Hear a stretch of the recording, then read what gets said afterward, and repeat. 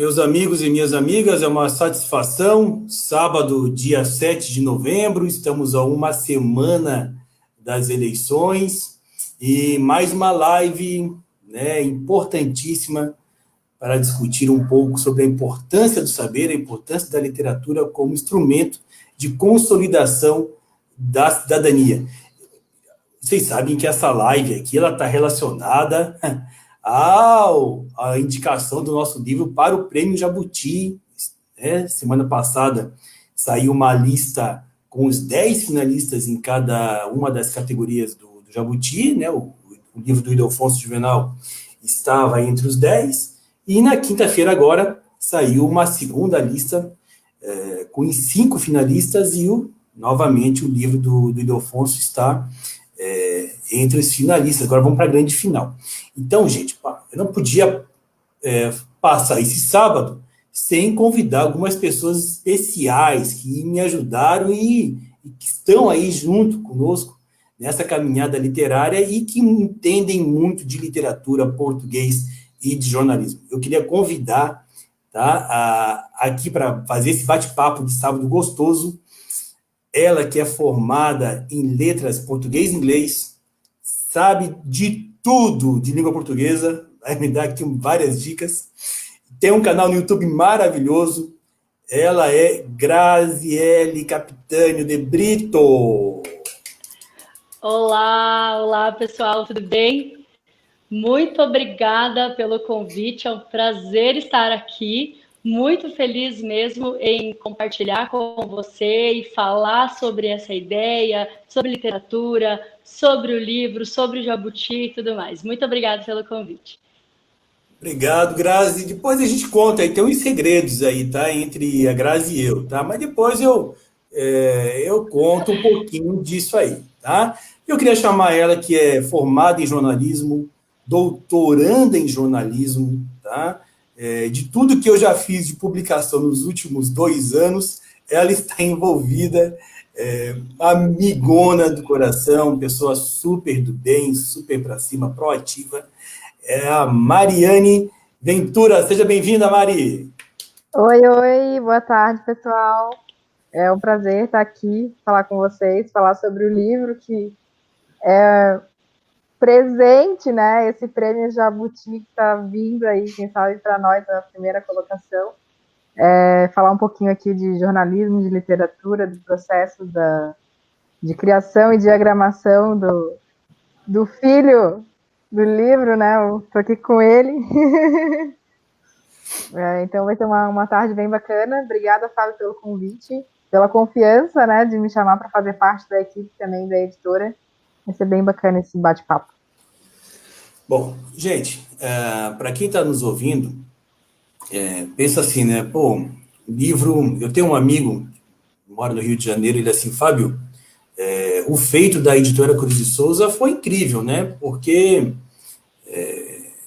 uma editora muito recente, muito nova, e que já emplacou uma obra no maior prêmio de literatura do Brasil, é o Oscar da literatura brasileira, o Jabuti, né? E uma obra, assim, que surpreendeu a todos, porque, primeiro, ninguém conhece ou conhecia o Ildefonso Juvenal, né? E, tipo, aqui em Santa Catarina, a gente mal conhece o Ildefonso, né?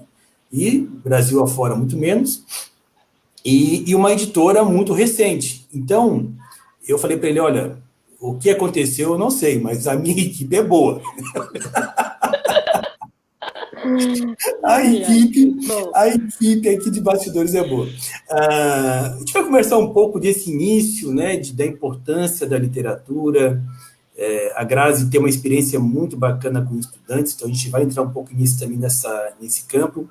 A Mariane tem uma pegada também muito forte junto aqui aos Conselhos de Cultura em Florianópolis, né, região da Grande Florianópolis, e tem também nos ajudado em todo o processo de criação e diagramação também da editora Cruz de Souza. Então, meninas, eu queria que vocês, num primeiro momento, falassem um pouco da expectativa de vocês e de como que vocês enxergam essa indicação do livro do Ildefonso Juvenal para o prêmio Jabuti, tá? A Grazi, pegando mais a pegada da literatura, né? Porque ela é professora de letras, de português, né? E a Mari, e vendo o impacto disso aqui nas mídias e nas redes sociais. Pode ser? Pode ser. Posso começar, então? Pode. Ok. Então, como o Fábio falou, realmente é uma grandiosidade, assim, né? Receber essa notícia. Primeiro a notícia dos indicados, depois a notícia que realmente entre os 5 finalistas, né? O livro está presente. Realmente, quando você faz o trabalho, quando você acompanha, né, o nascimento de uma obra como essa, estou aqui também com o meu exemplar, inclusive autografado, né? Olha só. Gostaria de dizer aqui para esse lado, isso. Gostaria de dizer que eu não moro em Santa Catarina, eu moro no Paraná, mas que acompanhar esse projeto, fazer parte dessa equipe, foi sensacional desde o início. Mas quando chegou a notícia da indicação para o Jabuti, realmente assim foi de lágrimas rolaram, porque a gente vive tanta coisa, né? É tão significativa a leitura, a literatura na nossa vida. Eu, como professora de língua portuguesa, literatura, produção textual, é incrível ver um livro do qual não só que você conhece, mas que você acompanhou todo o processo, estar nesse Oscar da literatura brasileira.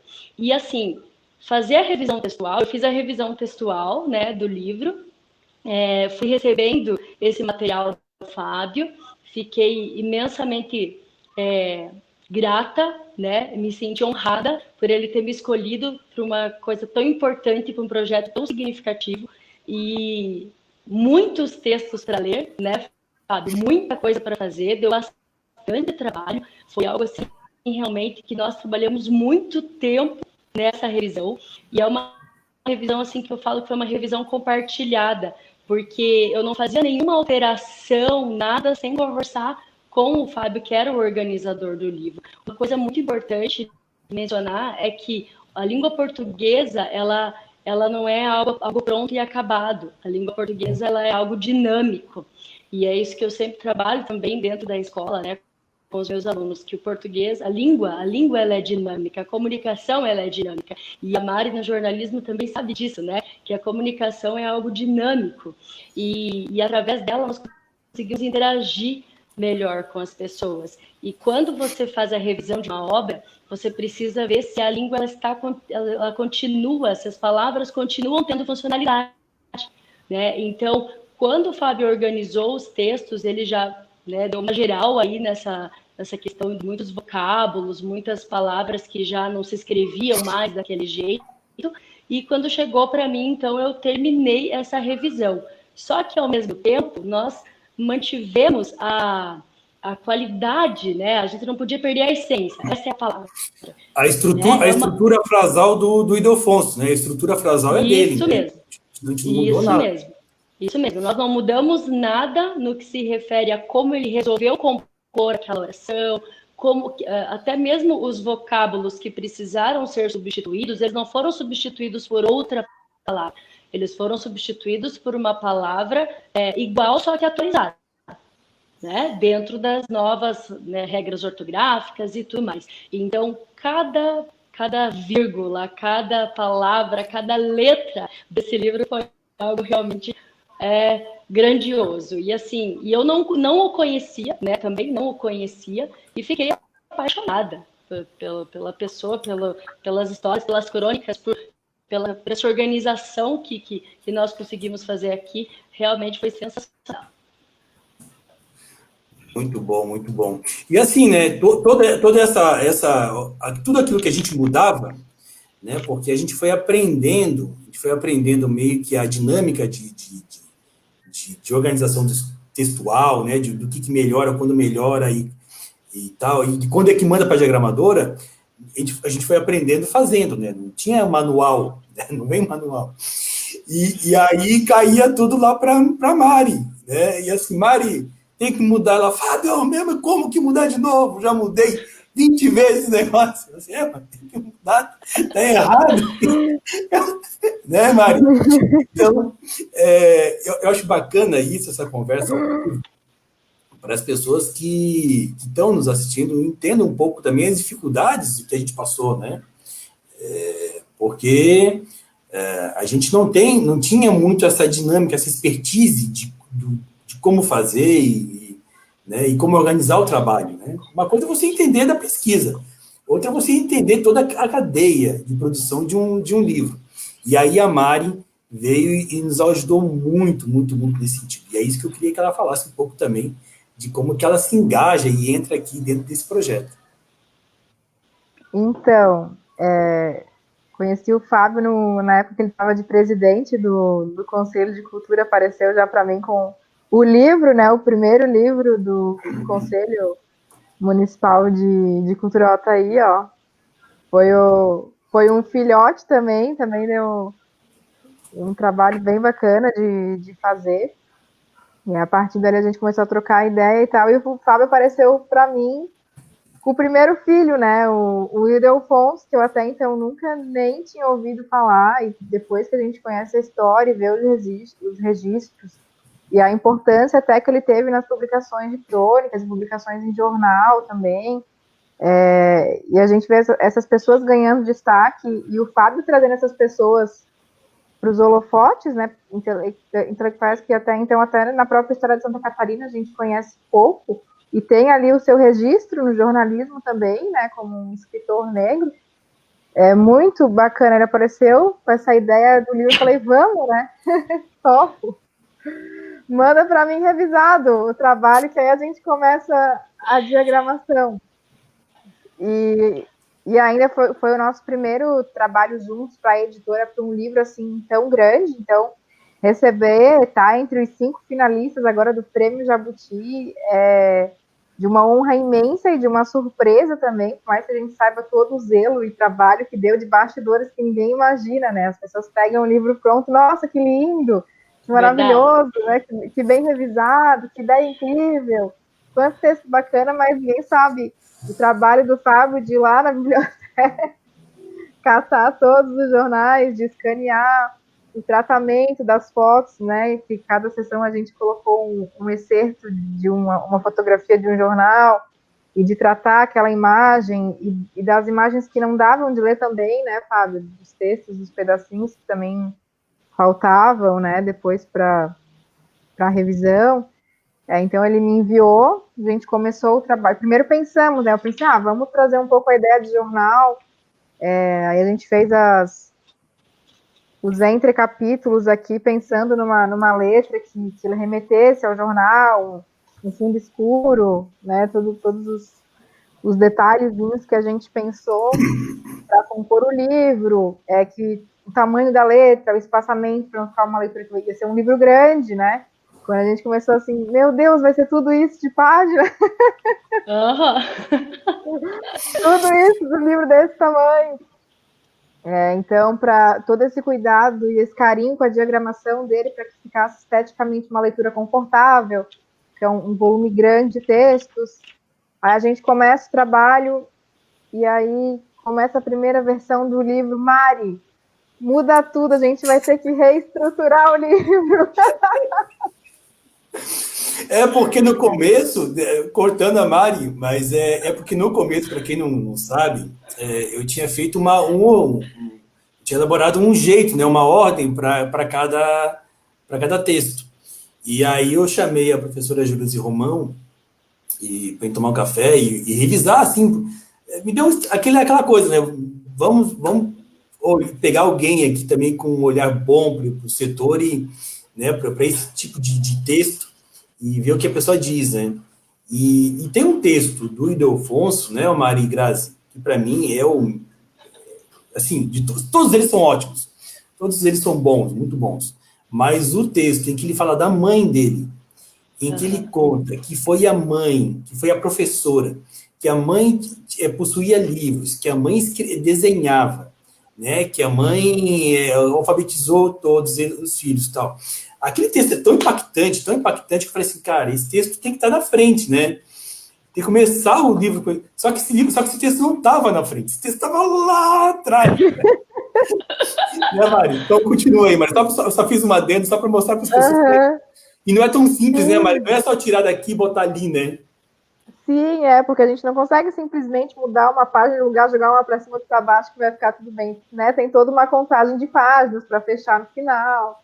Enfim, então se a gente mexe num parágrafo aqui, o outro já vai cair para outro lugar, e aí quebra uma linha fica sozinha numa página e volta tudo. Não. Então vamos começar do zero. De novo. E para quem revisa também acontece a mesma coisa, porque daí você está acompanhando como está ficando. E aí, de repente, eu comecei a ler, eu falei, mas isso aqui eu já li. Eu falei, mas isso aqui eu já li, eu não li só as 3, 4 vezes que eu leio normalmente. Eu acho que eu estou lendo pela 7ª vez, então quer dizer que ele mudou a ordem do livro. É isso mesmo.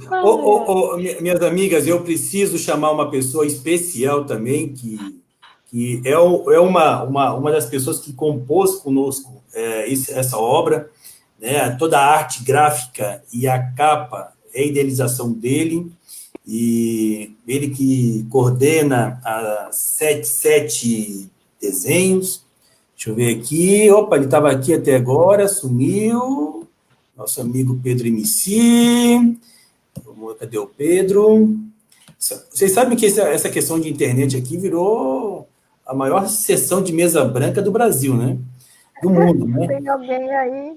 Tem alguém aí? Vou baixar, tá vindo, né? Tá me ouvindo? Tá me ouvindo, tá me ouvindo, né? Para quem já brincou, essa turma, essa geração Nutella que nós temos hoje, não sabem que era brincar com o copo, né? A brincadeira do copo.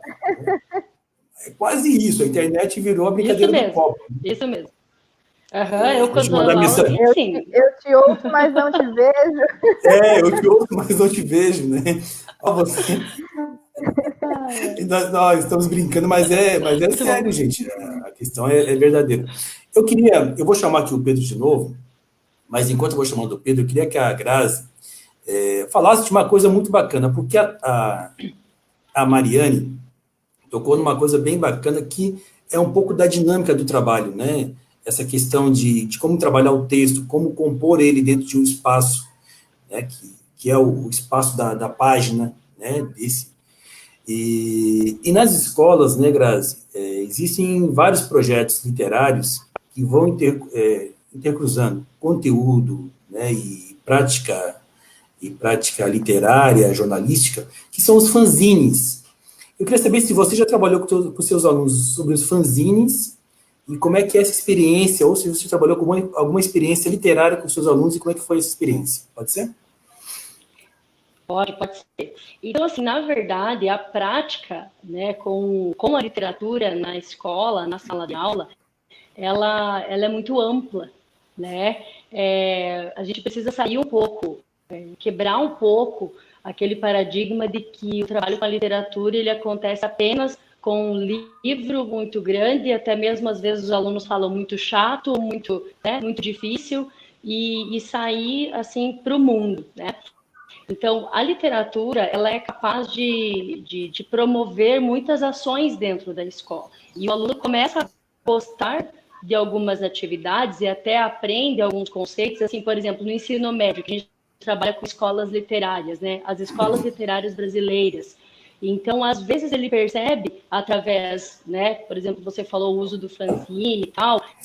A gente costuma muito utilizar também adaptações para histórias em quadrinhos, né? Fichamentos, resumos. Mas o legal do fanzine é o recurso visual, né? É uma mistura de texto verbal e não verbal, então é uma linguagem mista.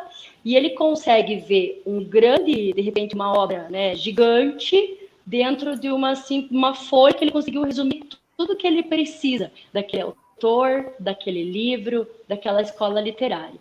E eu acho muito interessante que, assim, os alunos, quando eles percebem que a literatura, a temática da nossa live aqui, que a literatura é capaz de mudar, né, a vida deles, mas, claro, o viver deles. Eu acho que a vida, né, o substantivo vida tem que ser trocado aqui para o viver, a prática.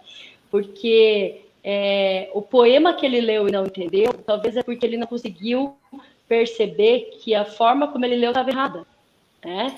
Então, tem toda uma questão de você trabalhar desde lá do ensino fundamental, educação infantil, que aquele livro da galinha, do pato, do coelho, não sei o que a criança está lendo, é literatura.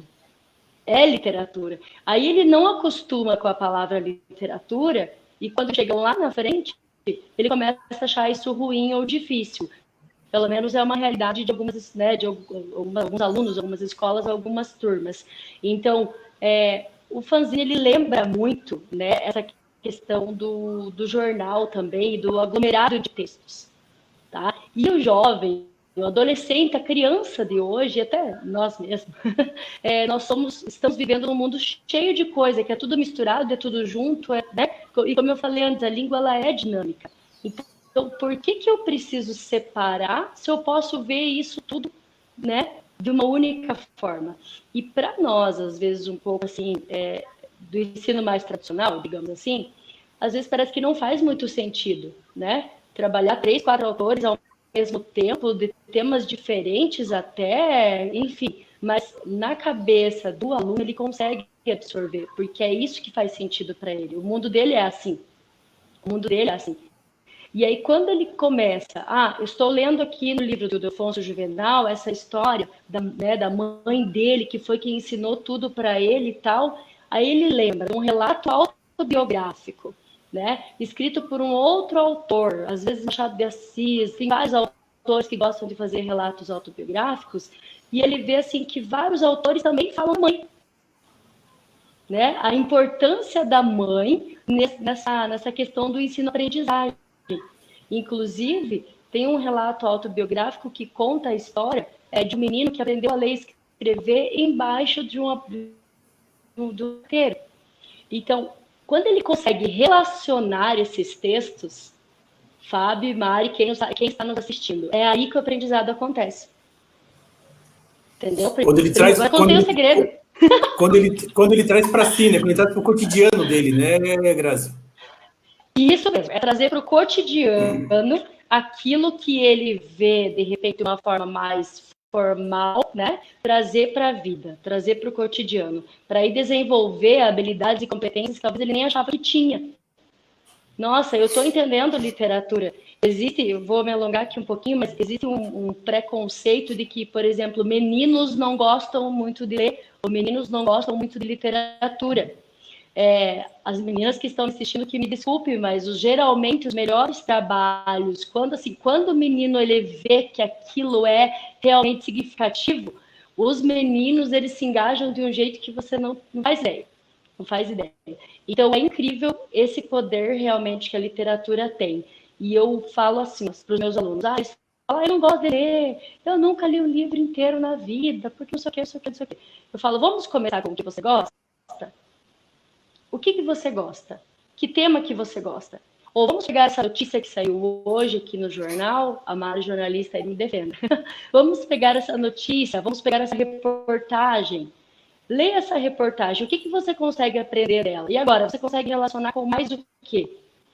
Quando ele começa a fazer esse processo e começa a entender que esse caminho é frutífero, aí voa. Aí não tem livro de Afonso Juvenal que ele se satisfaça. Eu falando em literatura, falando em língua portuguesa, né, literatura brasileira, que é muito importante, a gente conhece tão pouco, né? Nós temos aqui também uma convidada especial, uma amiga também. Quem está me ouvindo vai dizer, o Fábio, você trabalha com amigo. Vou trabalhar com inimigo? Não tem como, né? Tá? Mas é isso mesmo, assim, além da questão profissional, a gente sempre tenta empreender também as relações afetivas, porque isso que é bacana, né? E ver o crescimento do outro, se alegrar com a vitória do outro. Na verdade, a gente mostra que a vitória não é individual, a vitória é coletiva, né? Então, desde o princípio que a gente começou a fazer essas lives e anunciar a indicação ao Prêmio Jabuti, né, e essa experiência toda, eu busquei sempre estar trazendo toda a equipe junto, para mostrar para quem está nos assistindo que não se faz nada sozinho e ninguém cresce, ninguém se desenvolve sozinho, né? Se uma pessoa aparece lá como o sol irradiando o universo, é porque, olha, veja, deve ter alguém ali iluminando ele também, entende? Sustentando ele, né? Então, na nossa prática cotidiana, a gente procura justamente isso, né? Trazer o coletivo, né? Sempre o coletivo, que é uma filosofia africana, né? Do eu sou porque nós somos, que traz sempre essa ideia realmente do coletivo em detrimento do individual, né? E tem uma pessoa que é fantástica nesse processo todo, e minha amiga, e também assim, vai fazer um bate-bola contigo, tá, Grazi? Que é a professora Maria Aparecida Rita Moreira. Vem para cá, professora. Olá, Fábio. Boa tarde. Boa tarde a todos. É uma alegria muito grande poder estar aqui, dividindo esse espaço com vocês, né? Esse espaço de fala, e falar sobre literatura sempre é muito bom, né? Sempre muito enriquecedor.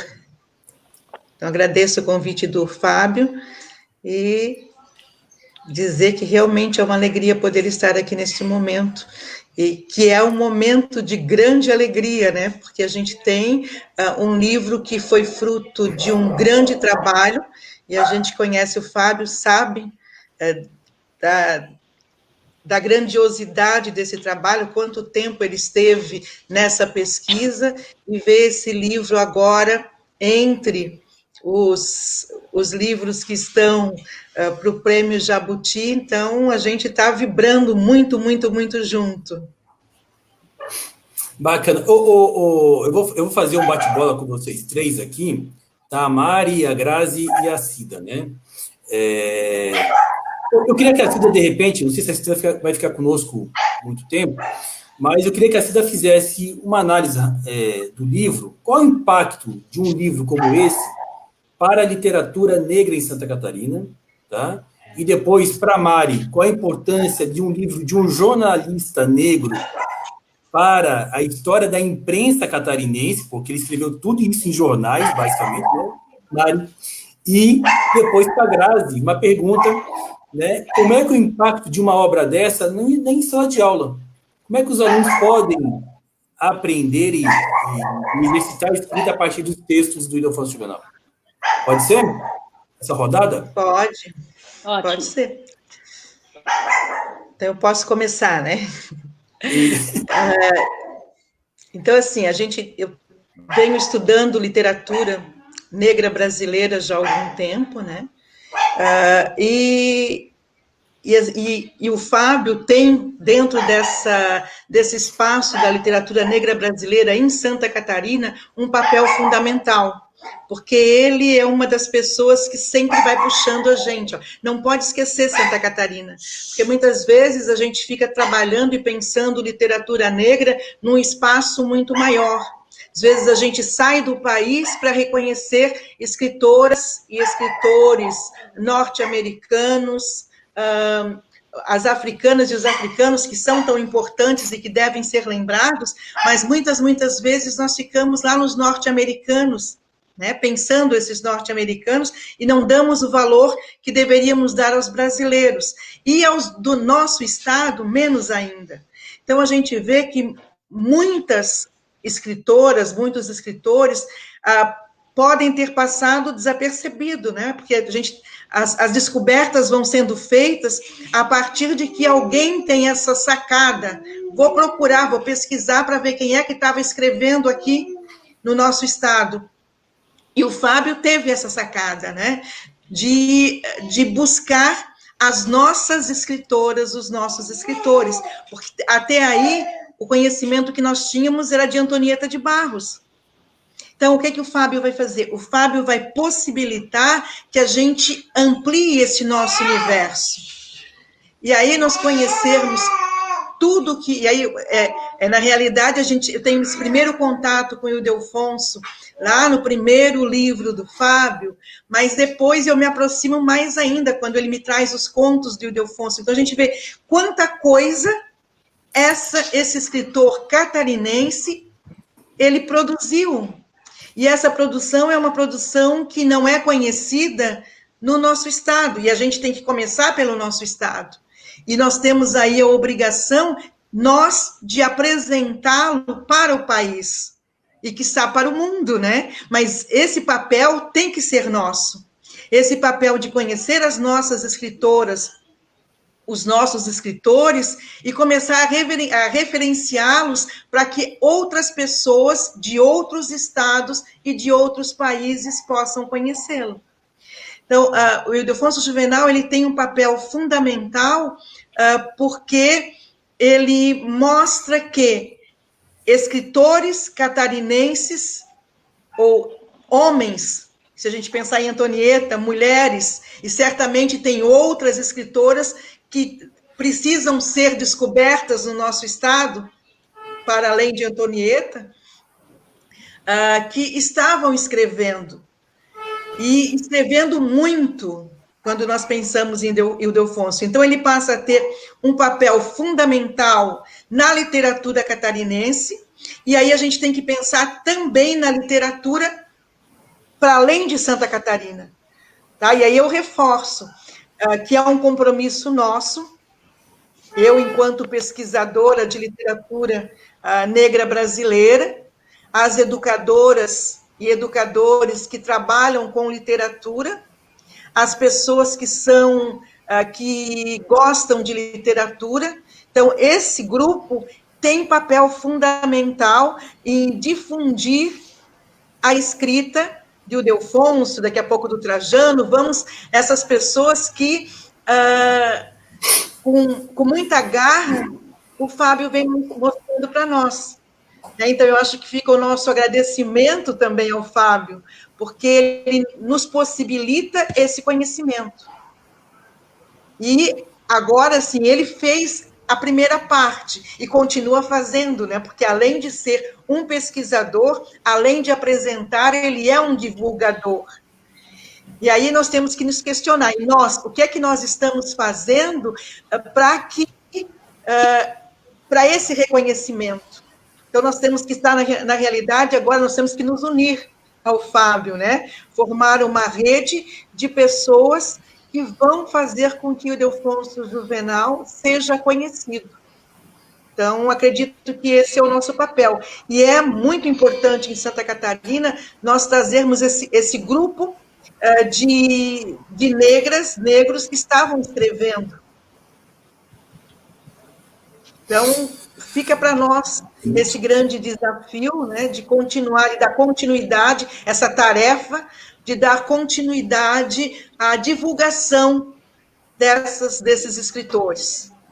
Tá, Fábio? Parabéns novamente, a gente já te cumprimentei várias vezes, mas parabéns por nos trazer o Ildefonso Juvenal e parabéns por estar agora aí entre os 5 do Prêmio Jabuti, né? E a gente torcendo para que Santa Catarina esteja assim, muito bem representada através de um escritor negro.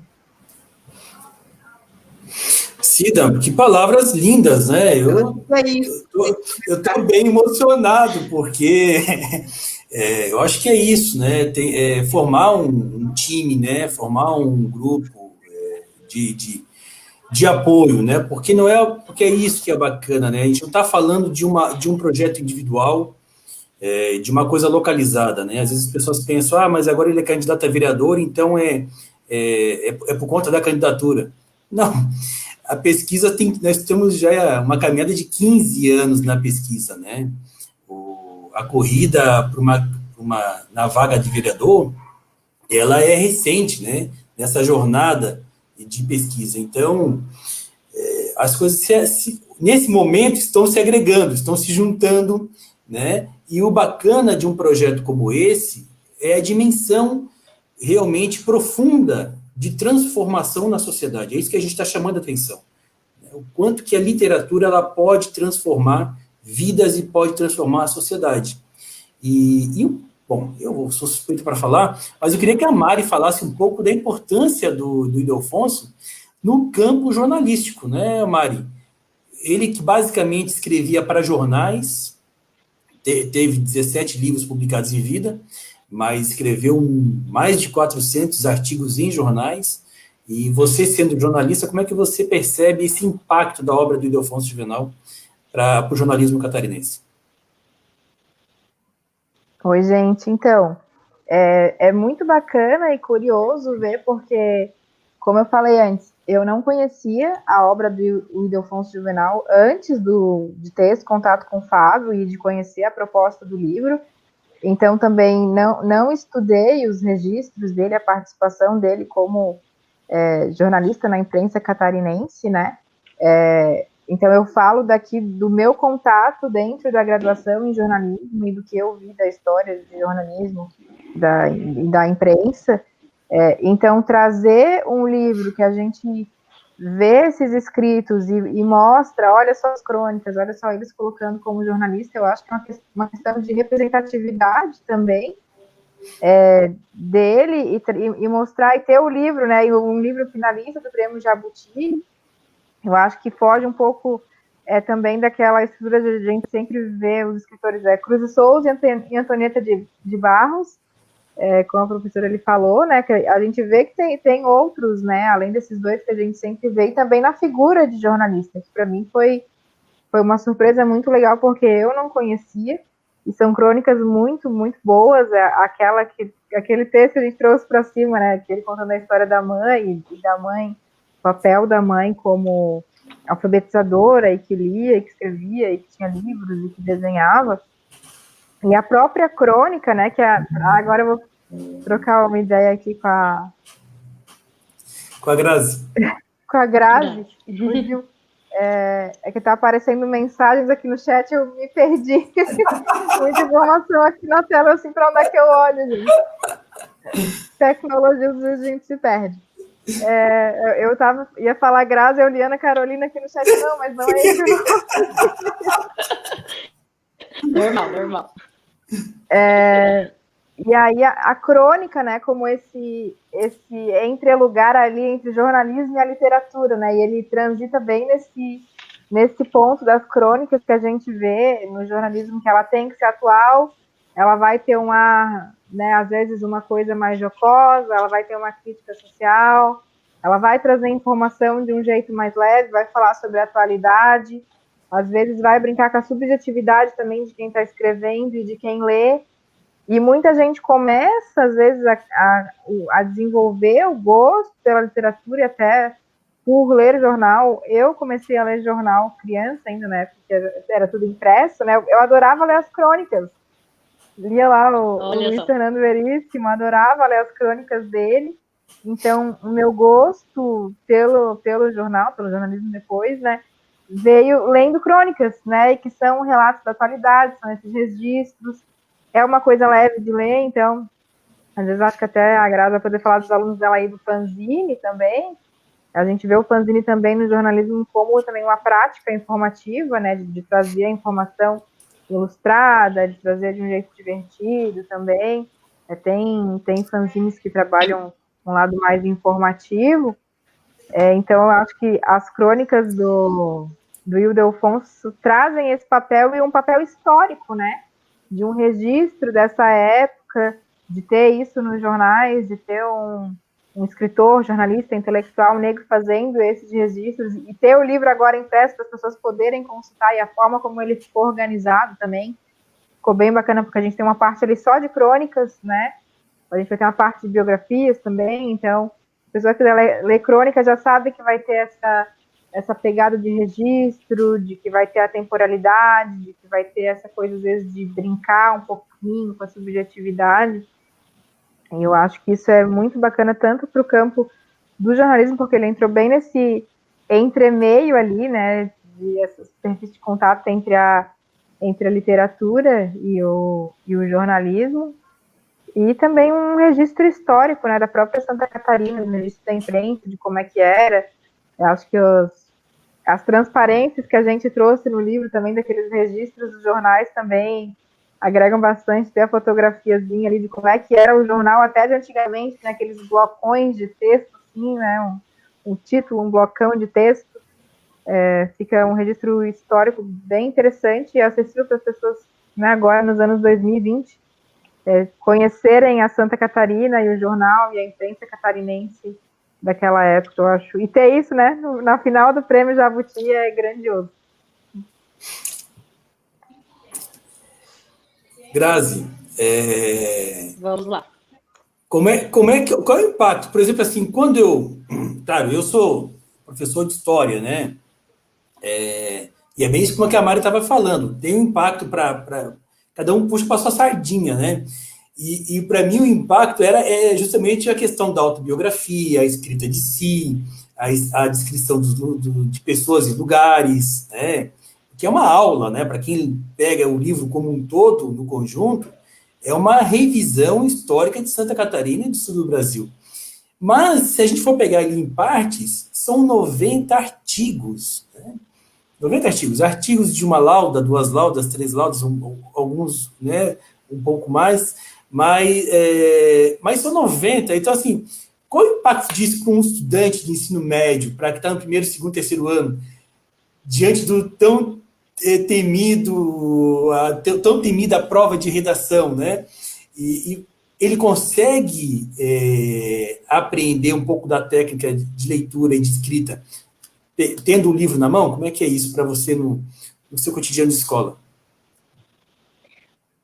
Bem colocado, Fábio. Inclusive, na verdade, assim, ó, toda leitura, né? Eu costumo falar assim para os meus alunos, eles precisam transformar a informação em conhecimento. E o que nós falamos desde o tema aqui dessa live, que é o saber que transforma, o conhecimento que vai, né, gerar novos conhecimentos. Então, claro, como você falou, cada um puxa para o seu, mas esse é um livro que consegue trabalhar com todas as áreas do conhecimento. Então, a prova do Enem, por exemplo, ela fala muito sobre áreas do conhecimento. Todas as áreas do conhecimento nós conseguimos trabalhar a partir de leituras como essas. E estar, assim, divididos em artigos, né, em textos, fragmentos que nós chamamos, é muito mais fácil também para o aluno conseguir assimilar de forma mais rápida e poder ir para o próximo texto. A questão da crônica, como a Mari estava falando, a crônica é algo que nos aproxima muito do jornalismo, aproxima a literatura, a língua portuguesa, a produção de textos do jornalismo e o jornalismo da literatura. Porque o texto com base no cotidiano, né? com fatos reais, a gente chama me fugiu a palavra agora, mas enfim, o enredo, né?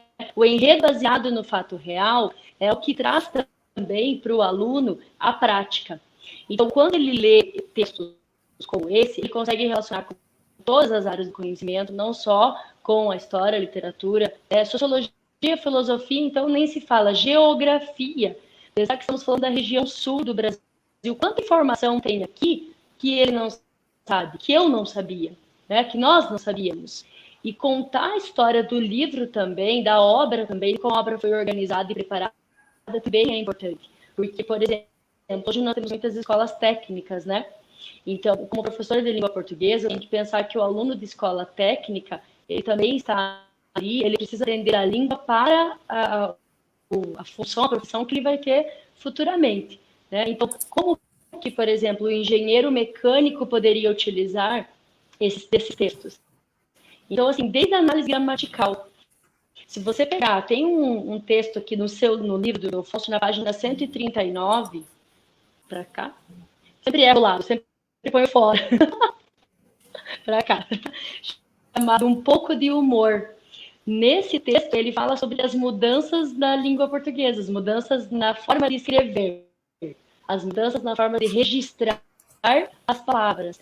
Então, é interessantíssimo quando ele diz que a nossa ortografia tem passado por sucessivas transformações e o aluno lê isso, perceber que a realidade está no livro, mesmo que de um texto tratado de muitos anos atrás, que ainda assim faz sentido, é realmente muito significante. E assim, quando você falou da redação do Enem, realmente, a redação do Enem, ela trabalha dentro de 5 competências, né, muito difíceis, muita gente coloca como meta de vida aí, tirar a nota máxima na redação do Enem, e hoje nós temos analisado, eu como corretora de prova também, eu percebo o seguinte, que os alunos que agregam mais áreas do conhecimento são os que conseguem tirar melhores notas, entendeu? Então, aquele aluno que consegue citar alguma coisa que ele viu lá na reportagem, lá no jornal que a Mari trabalha, aquele aluno que leu alguma coisa que a outra professora aqui, a Maria, né, desculpe se eu errei o nome, que ela comentou, né, algo que ele viu no livro do Ildefonso. Então,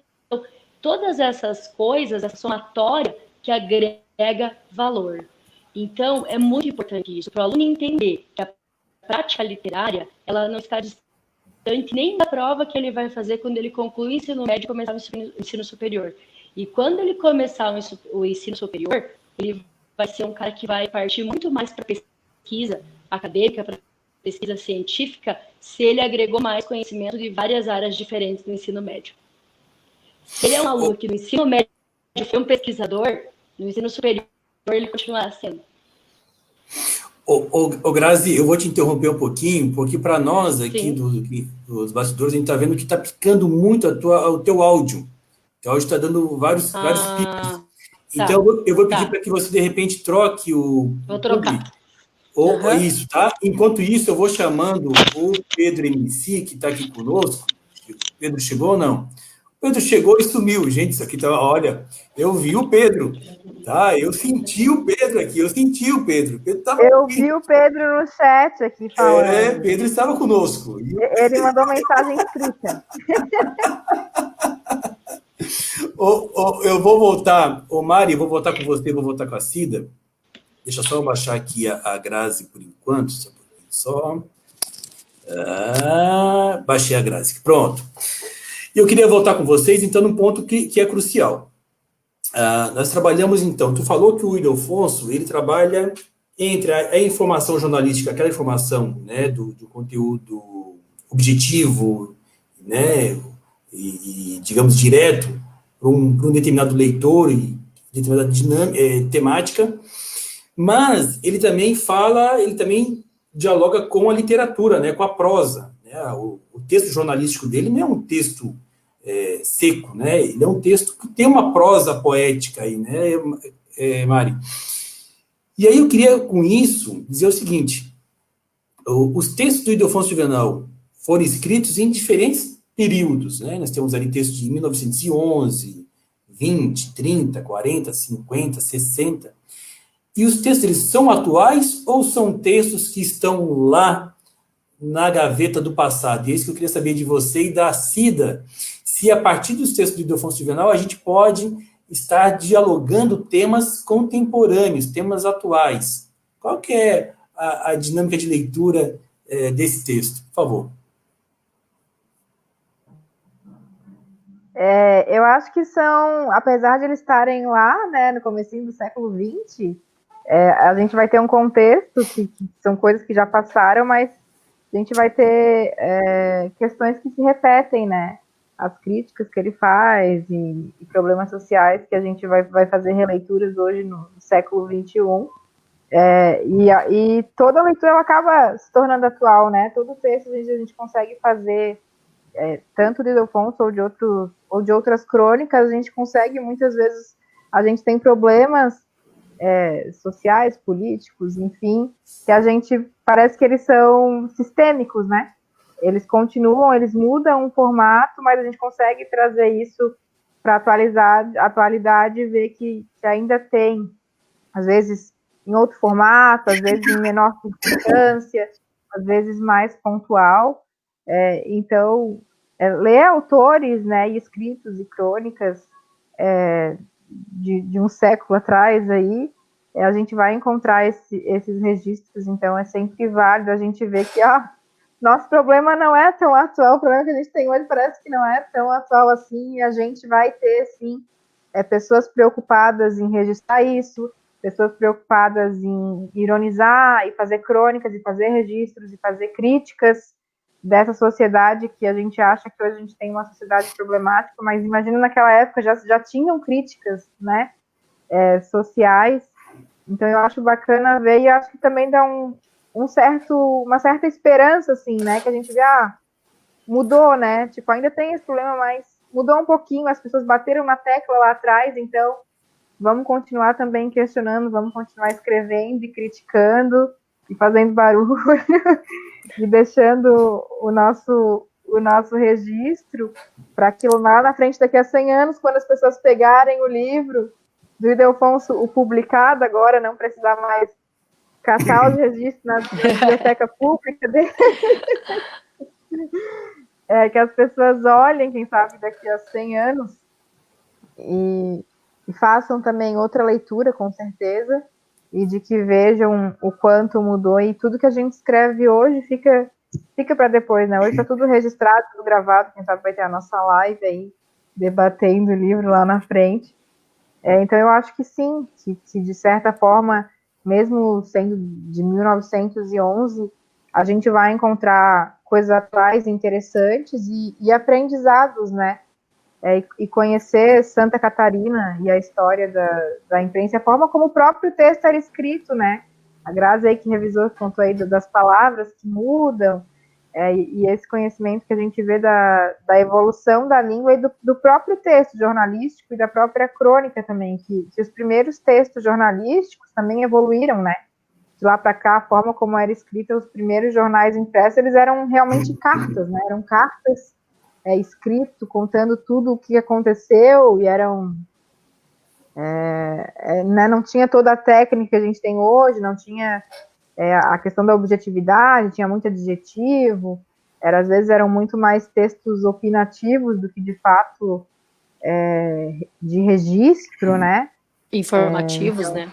Do que informativos e objetivos, exatamente.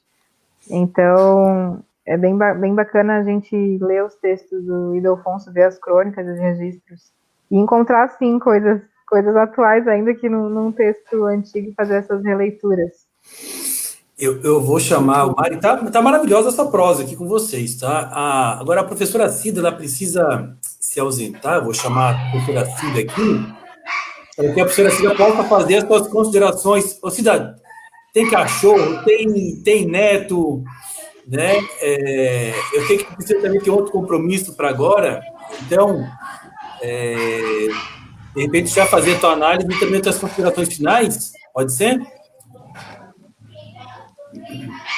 Pode ser. Então, Fábio, eu gostaria primeiro de dizer que o nome colocado para esse encontro foi um nome muito feliz, né? Porque realmente a literatura ela transforma e ela transforma, ela atualiza, ela contextualiza. Então, ela tem um poder muito grande de nos colocar em contato com a sociedade, em colocar em contato com outros tempos. Então, ela nos traz novas possibilidades e nos coloca também em contato com antigos acontecimentos. E isso é muito importante, a gente está discutindo cada vez mais literatura. E tu trazendo, não é a primeira vez que tu traz literatura para esse espaço, coloca, assim, o teu comprometimento com a educação, deixa muito claro o teu comprometimento com a cultura, é algo que tu vens fazendo... A Cida travou ou impressão minha? Parou. Que parou ela também. Parou, né? Muito tempo fazendo isso, né? Trabalhando a cultura, trazendo... Oi? Não, que tu tinha dado uma travada, Cida, mas ouvindo? já voltou. Já destravou, já. Já voltou. Aquela te escuto, mas não te vejo agora. Sim. Então tá bom. Eu quero... Realmente foi um prazer muito grande estar aqui com vocês e que é uma alegria muito grande poder ver esse livro do Ildefonso Juvenal está conseguindo esse espaço. É um espaço merecido para o Ildefonso e um espaço merecido para o escritor do Ildefonso, da pessoa que deu vida ao Ildefonso nesse nosso espaço catarinense. Certo? Então, parabéns aos dois e que nós possamos estar fazendo parte disso de uma maneira de criar redes para que esse texto seja conhecido por muitas e muitas pessoas e possa, de certa forma, entrar para o cânone da literatura, né? Porque que é o que esse cânone? É um cânone que foi negado às negras e negros do nosso país, que nós possamos inserir, e isso cabe a nós. Eu estou aposentada, mas as professoras que estão aí no espaço de sala de aula, colocando nesse espaço o Ildefonso Juvenal, levando ele para a sala de aula e mostrando o quanto ele realizou e o quanto ele produziu. Parabéns aos dois, tá? Bora juntos lutar por essa candidatura, né? Estamos juntos nesse espaço também de candidatura, porque eu acredito que tu, Fábio, vai fazer a diferença dentro de uma Câmara de Vereadores. Eu confio, acredito pelo teu comprometimento e por tudo que já vivenciei contigo dentro das escolas, o teu compromisso com a educação, com a cultura, o teu compromisso com as questões sociais do nosso Estado. Então, por isso eu tenho certeza que nós temos que trabalhar realmente para que essa candidatura se concretize e que tu possa estar ocupando um espaço para estar realizando mais e mais por São José agora. Tá certo, meu querido? Um abraço grande e dizer da alegria de estar com vocês nesse momento. Certo? Cida, foi assim maravilhoso a tua presença, maravilhosa mesmo a tua presença. Queria agradecer imensamente e dizer que ela é incrível. É incrível, né? E assim, é isso que nos motiva a continuar na luta, né? Justamente essas palavras de incentivo e o apoio do coletivo, né? E Cida, então, agradecer a tua presença maravilhosa, conte sempre comigo, sabe que a nossa trajetória, a nossa luta aí é antiga, né? E vamos junto, porque daí vier. E muita coisa para fazer. Cida, antes de você ir embora, eu só queria fazer aqui um comercial do nosso próximo trabalho, né, gente? Ó, independente do dia 15 agora, nós temos já trabalho para as 3, tá? Trabalho para as 3. João Rosa Júnior. Uma alegria poder colaborar. Tem novidade. João Rosa Júnior. Tem novidade. Poeta Cego, 3 livros, obra completa, mais a poesia dispersa. A editora foi contemplada no edital aqui de Santa Catarina, que é o edital Elizabeth Anderle. Então, nós vamos reeditar essa obra do João Rosa, contemporâneo ao Ildefonso, a Antonieta, né, e o próprio Trajano Margarida. Mais uma obra com selo da editora Cruz de Souza e contando aí com toda essa equipe maravilhosa aí que vocês estão vendo na telinha. Tá? Tem trabalho para 2021, tá, gente? Trabalho. Beijão, Cida. Beijo. Tchau para todos. Beijo. Tchau. A Cida já se comunicando, né? Já fazendo uma saudação final aqui, inclusiva, né? Trazendo toda a questão de gênero aqui no Todes, que ela se despediu. E eu queria falar algo importante para a Grazi e com a Mariane. Agora, a Cida falou na questão política, né, na participação política. Gente, eu circulei um pouco aqui pelo município e vi que nos mais diversos núcleos, né, de base, que são as associações de bairro, a importância da literatura e a importância dos projetos sociais, né? E fiquei pensando, será que dá para a gente pensar um projeto social de literatura, de escrita, né, nos bairros? Será que isso tem engajamento? Será que isso realmente tem adesão da nossa juventude? E aí, duas especialistas aí na área da comunicação, né? Olha, o meu parecer sobre isso. Primeiro que é interessantíssimo, né? É necessário, é extremamente necessário. O que nós temos e até mesmo assim de concursos, né? Claro que seria algo um pouquinho diferente, mas de concursos literários atualmente voltado para o público jovem, ele ainda é muito tradicional, então ele não se torna atrativo para as crianças e os adolescentes e os jovens das comunidades. Principalmente das comunidades, como você falou, né? Que você andou por vários lugares, então nós precisamos pensar em algo que atenda a todos e que seja atrativo a todos. Então, um projeto assim, ele funciona muito bem, desde que seja levado e lançado e colocado para aquele adolescente de uma forma atrativa, né? A literatura como uma coisa assim realmente transformadora e não como mais uma atividade que ele vai ter que fazer. entendeu? Porque se ele levar assim, não, eu não vou lá participar, porque eu tenho que ler mais um livro, né? Muitos vão pensar dessa maneira, infelizmente. Então, a gente primeiro tem que trazer ele, agregar o valor, para daí engajar, para que ele concretize, para que ele faça, para que ele se envolva, né? Mari. Eu também faço da Grazi as minhas palavras, porque realmente quando ela fala da obrigação, né? Ai, não, mais um livro para eu ler gera todo esse desconforto, assim. E eu acho que é uma ideia fantástica. Talvez teria agora, em um momento pandêmico, teria que ser repensada, né? Porque a gente não tem essa possibilidade de aglomerar pessoas numa sala. Mas eu vi muito esse movimento de criação de clubes de leitura online durante a pandemia, inclusive coordeno um na Casa da Memória, que agora está suspenso por conta do período eleitoral, e que as pessoas têm interesse. Agora, não eram jovens? Não eram jovens. E quando eu falei, a gente fez leitura de autores florianopolitanos, aí começamos lá com Franklin Cascais, clássicos, enfim, alguns livros de crônicas. E quando eu falo para pessoas jovens disso, ou às vezes até adultos, jovens adultos, ai, mas tem que ler. Ai, não, eu acho que vai ficar todo mundo lá olhando um para a cara do outro. Já vem aquela memória traumática, um pouco de sala de aula, de que, né, tinha que ler o livro por obrigação e apresentar por obrigação.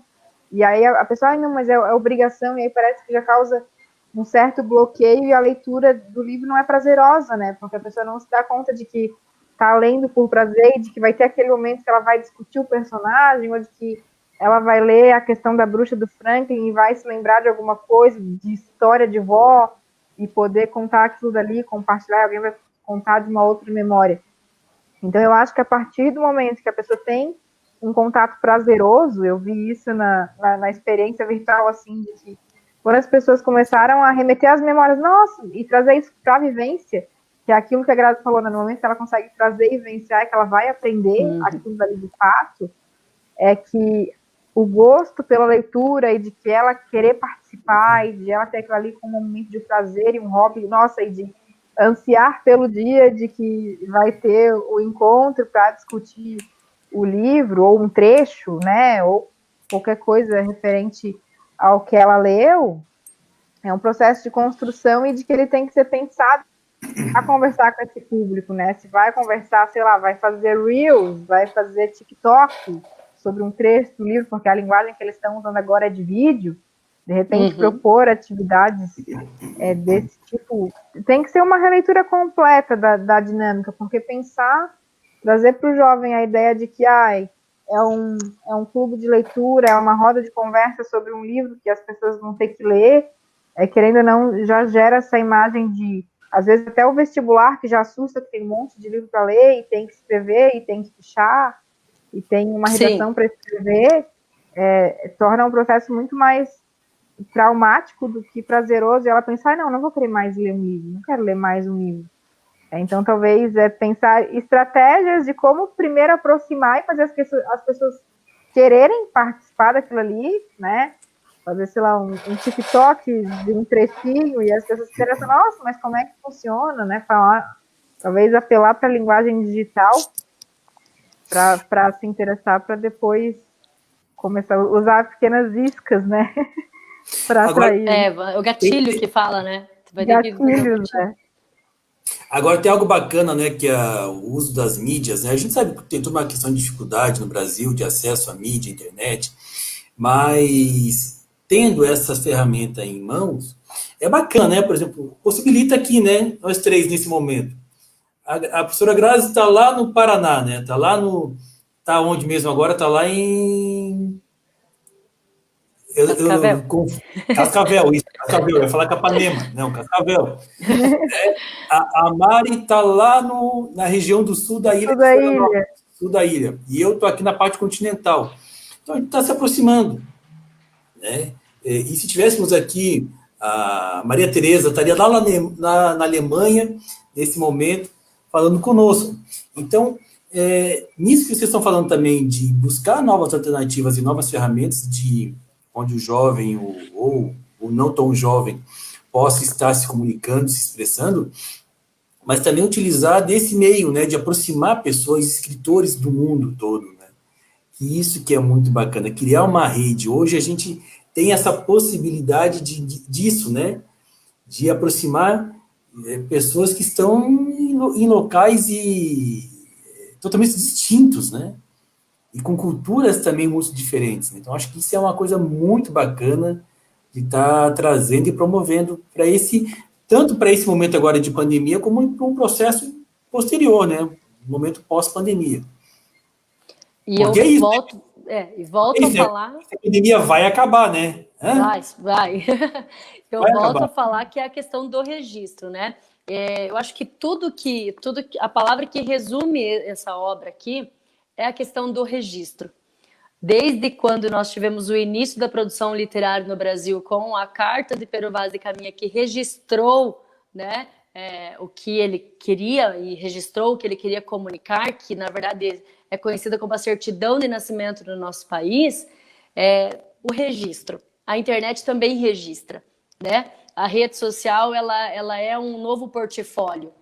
Então, atualmente se trabalha com Media Kit, por exemplo, e não com portfólios impressos, né? Então, se a gente conseguir engajar esse tipo de coisa em um projeto para essas comunidades também, né? Voltando a falar das comunidades, eu acho extremamente enriquecedor, assim. Eu acho que é algo que será diferente, né? Vai atender ao público que a gente procura, as ideias que você tem e dar a resposta também que eles merecem, né? O atendimento que essas pessoas merecem. Aqui, o acesso à literatura ainda é muito restrito no nosso país, essa é uma verdade. Minhas amigas, nós já estamos a 1h10 de live, tá? Passou muito depressa, muito depressa. Queria agradecer imensamente a presença de vocês, mas antes da gente fechar, eu queria que a gente voltasse para o tema inicial, né? Essa questão do saber que transforma, né? A importância do conhecimento, a importância da literatura, e a importância de a gente aproximar, sobremaneira, o conhecimento das pessoas, né? Então, eu queria, já de antemão, já deixar meu agradecimento, minha gratidão imensa a vocês duas e a equipe que está aqui nos bastidores. Não posso esquecer da Laís, da Ana Carolina e da Tatiane e Américo, que estão aqui conosco nos bastidores, nos dando todo um apoio aqui de mídia, respondendo mensagens e interagindo com quem estão nos ouvindo nesse exato momento. E é isso, assim, eu queria externar minha alegria, dizer para vocês o quão feliz eu estou de poder partilhar com vocês dessa indicação à final do Prêmio Jabuti, né? Eu tenho certeza que vocês estão se vendo nesse processo final, né? Que não é uma obra individual, é uma obra coletiva. E gente, dia 26 de novembro não tem jeito, tá? Emoção, coração vai estar tremendo. Vai ser uma sessão ao vivo, tá? Começa ao meio-dia, ao vivo, a cerimônia do Jabuti desse ano. Então, eles vão falando um pouco da obra, um pouco do autor, e vão anunciando os premiados de cada categoria. A nossa categoria é a segunda, meu Deus do céu, imagina, né? Ninguém respira. Ou almoça antes ou não almoça, né? Porque vai ser meio-dia e esquece, não tem almoço. Nem dorme na noite. Nem dorme. Eu sou dessas, que eu nem durmo. Então, eu queria que vocês fizessem as considerações finais de vocês, sobretudo nisso, aproximando conhecimento das pessoas reais, das pessoas, né, de carne e osso que estão aí nos ouvindo, nos assistindo, e está pensando nesse exato momento, mas será que eu levo jeito para a literatura? Será que eu levo jeito para escrever? Será que isso não é para o outro? Será que isso não é para aquele que gosta? Né? Será que eu também já não gosto e não sei disso? Verdade. Eu gostaria de agradecer mais uma vez pelo convite.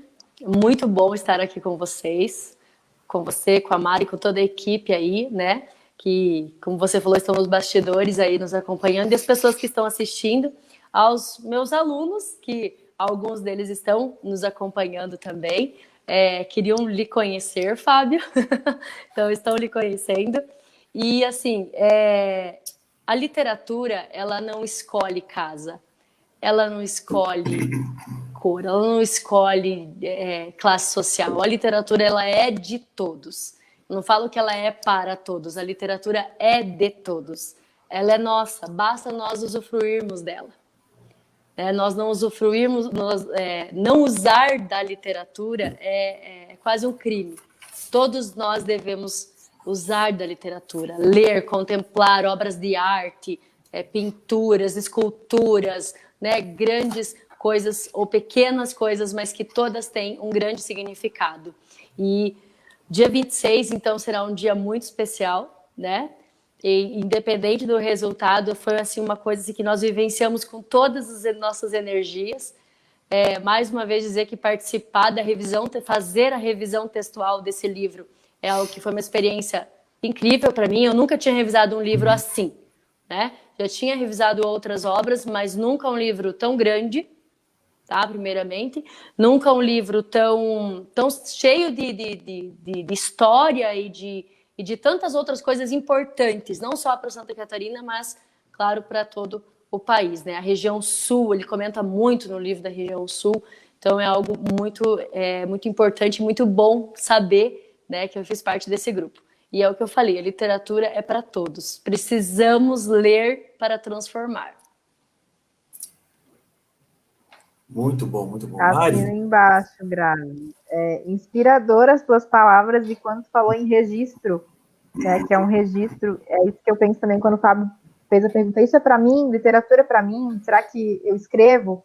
Então eu acho que todo registro é válido, ainda que seja um caderninho, que aquilo ali fique para depois, que alguém leia aquilo dali. Eu tenho um caderninho de poesias antigo, que eram da minha tia, e pessoas escreveram poesias naquele caderninho. São pessoas que eu não conheço, mas são escritos de alguém, são registros de alguém. Uhum. E tem versinhos muito bonitinhos.